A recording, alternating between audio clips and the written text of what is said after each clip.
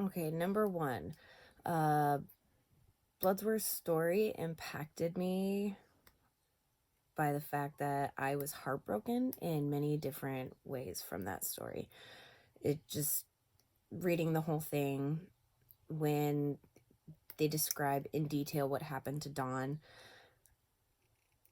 it hurt as a mom, especially with a little girl. Um, that was very heart-wrenching. And then when I got to the point of finding out who the killer was, like, I couldn't put the book down because I wanted to know who the killer was. We knew from the get-go he was innocent, but I wanted to know if they found Dawn's killer.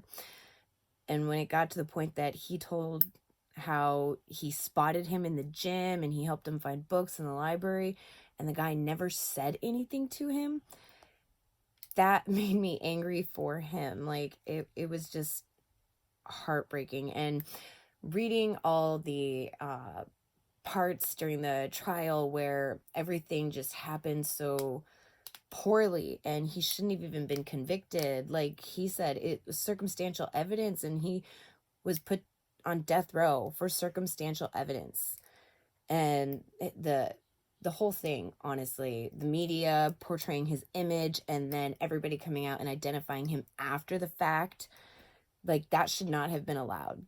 Those identifications should not have been allowed to be used as evidence. Yeah, it's a really good book. I enjoy reading stories like that. Like, after I read the Central Park 5 one, I was also just in awe. Same there.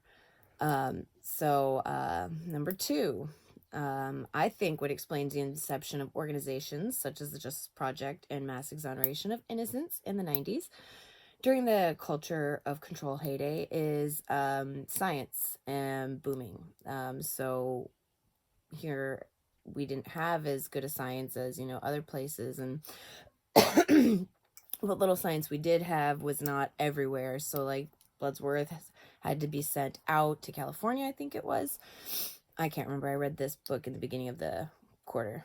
But yeah, I had to be sent out because there's only, I think, 2 facilities that did this type of stuff. And so I think the inception of those organizations, because they had smaller ones, like, I believe the guy who did Bloodsworth case was doing a small project kind of like that down south, if I remember correctly. And so it just wasn't as big as, say, the Innocence Project, but I think a lot of those became more and more because we had more advance in science for DNA, and so there was more people realizing there was work to be done there. There was more people to be gotten out of jail, which also gets to number 3. There began to take pace like we've never seen before because of, I think, not just because, advances in science, but also because of,